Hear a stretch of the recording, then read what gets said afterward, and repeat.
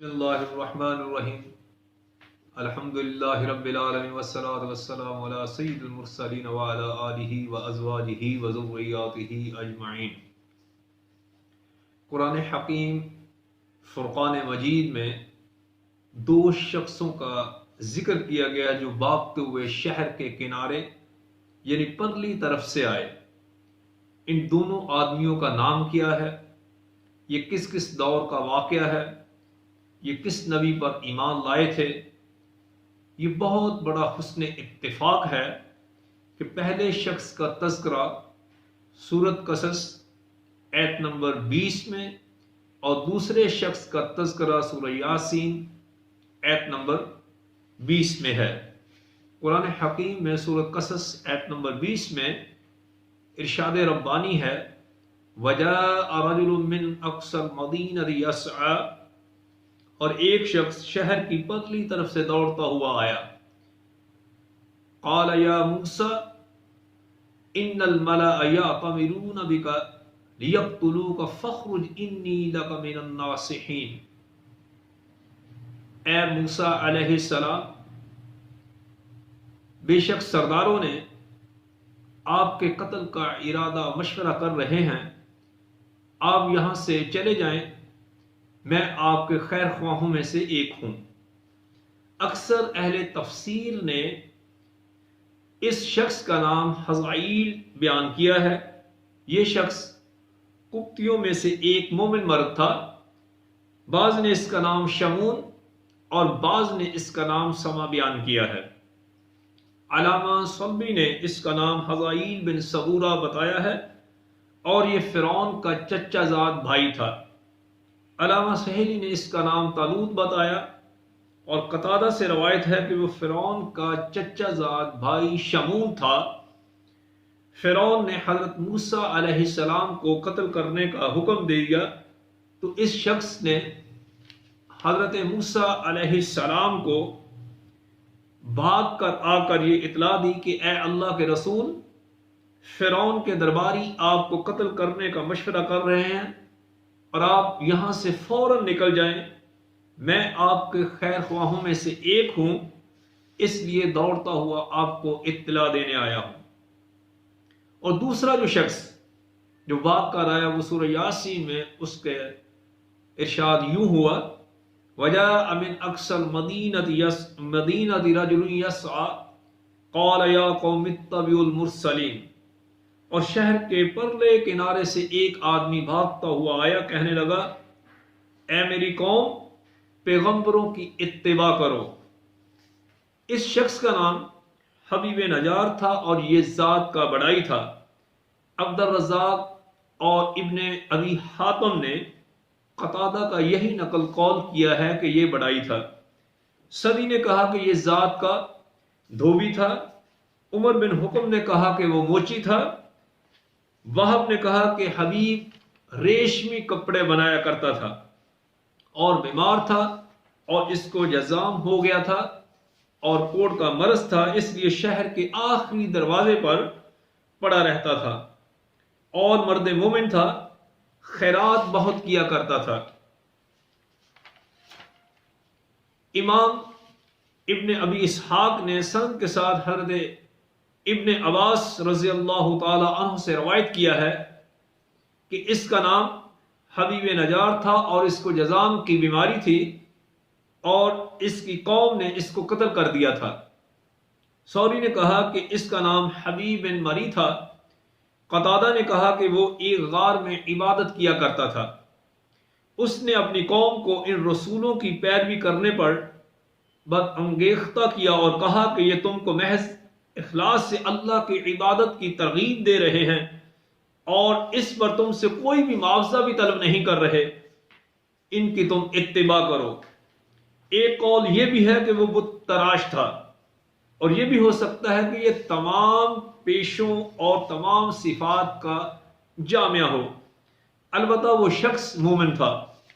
اور اس قول کے منافی ہے کہ وہ بت تراشتا تھا، اس کا یہ جواب دیا گیا کہ وہ بت اور مجسمے تراش کر بناتا تھا اور اس لیے نہیں بناتا تھا کہ اس کی عبادت کی جائے اور یہ اس کی شریعت میں جائز اور مباح تھا۔ اس کے مومن ہونے کا قول ابن ابی لیلہ نے کہ اس قول کی تائید میں کہ رسول اکرم صلی اللہ علیہ وآلہ وسلم کی حدیث پیش کی ہے۔ یہ کہنا درست نہیں کہ یہ شخص سب سے پہلے ایمان لایا، اور اس کے علاوہ حضرت علی رضی اللہ تعالی عنہ کے متعلق مطلقاً یہ کہنا بھی درست نہیں کہ وہ آپ سب سے پہلے ایمان لائے تھے۔ سب سے پہلے جو مطلقاً ایمان لائیں وہ حضرت خدیجۃ الکبریٰ رضی اللہ تعالی عنہا ہیں، اور ورقہ بن نوفل ہیں، اور حضرت ابوبکر صدیق رضی اللہ تعالی عنہ ہیں۔ ہاں، بچوں میں سب سے پہلے حضرت علی ایمان لائے، اور آزاد مردوں میں صدیق اکبر رضی اللہ تعالی عنہ ایمان لائے، اور عورتوں میں سب سے پہلے خدیجۃ الکبریٰ رضی اللہ تعالی عنہا ایمان لائیں، اور غلاموں میں حضرت زید بن حارثہ رضی اللہ تعالی عنہ ایمان لائے۔ علامہ لوسی بیان کرتے ہیں کہ حبیب نجار کو جذام کی بیماری تھی، اس کا گھر شہر کے آخری دروازے پر تھا۔ اس نے 70 سال بتوں کی پرستش کی، اور اس جذام کی بیماری سے نجات حاصل کرنے کے لیے دعائیں کرتا رہا، اور اس کو اس بیماری سے نجات نہ ملی۔ جب اس کو رسولوں نے اللہ تعالیٰ کی عبادت کی دعوت دی تو اس نے پوچھا، کیا اس کی کوئی نشانی ہے؟ ان رسولوں نے کہا، ہاں، ہم اپنے رب سے دعا کریں گے تو اللہ تعالیٰ اس پر قادر ہے کہ وہ تمہاری اس بیماری کو تم سے دور فرما دے گا۔ اس نے کہا، یہ تو پھر بڑی حیرت کی بات ہوگی، میں 70 سال سے ان بتوں کے سامنے گڑگڑاتا رہا، دعائیں کرتا رہا، اور یہ بت مجھ سے اس بیماری کو دور نہیں کر سکے، تو تمہارا رب صرف ایک دن دعا کرنے سے اس بیماری کو مجھ سے دور فرما دے گا؟ ان رسولوں نے کہا، ہاں، ہمارا رب جو چاہے اس کو کرنے پر قادر ہے، اور یہ بت نہ کسی کو نفع پہنچا سکتے ہیں اور نہ ہی کسی کو نقصان پہنچا سکتے ہیں۔ یہ سن کر حبیب نجار جو ہے ایمان لے آیا، اور رسولوں نے اپنے رب سے اس کی صحت کے لیے دعا کی تو اللہ تعالیٰ نے اس کو اس بیماری سے نجات دی اور اس کو صحت عطا فرما دی۔ پھر وہ محنت مزدوری کرنے لگا، اور محنت مزدوری کر کے جتنا کماتا تھا اس میں سے آدھا شام کے وقت ضرورت مندوں کو اللہ تعالیٰ کی راہ میں دے دیتا، اور باقی نصف اپنے اہل و عیال کے لیے رکھ لیتا تھا۔ حبیب نجار ان تینوں میں سے ایک ہے جو اپنے نبی پر سب سے پہلے ایمان لایا، اور اس نے ایک لمحہ بھی کفر اختیار نہیں کیا۔ پھر اس نے اپنی قوم سے کہا کہ تم ان رسولوں پر ایمان لاؤ اور ان کی پیروی کرو جو تم سے کسی اجر کا سوال نہیں کرتے، اور وہ ہدایت یافتہ ہیں، ان کو دنیا اور آخرت کی ہدایت حاصل ہے۔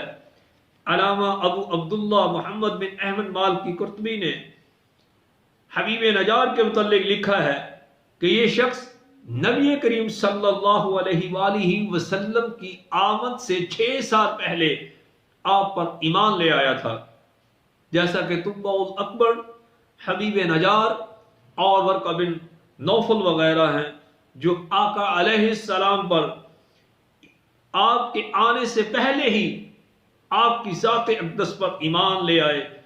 تو آپ صلی اللہ علیہ وآلہ وسلم کے علاوہ دوسرے نبیوں پر لوگ اس وقت ایمان لاتے تھے جب ان کی نبوت کا ظہور ہوتا تھا، لیکن یہ حضور علیہ السلام کا ممتاز ہے، اور یہ اللہ نے آپ کو یہ عزت اور یہ مقام عطا فرمایا ہے کہ آپ کے آنے سے پہلے یہ تینوں شخص حضور علیہ السلام پر ایمان لے آئے۔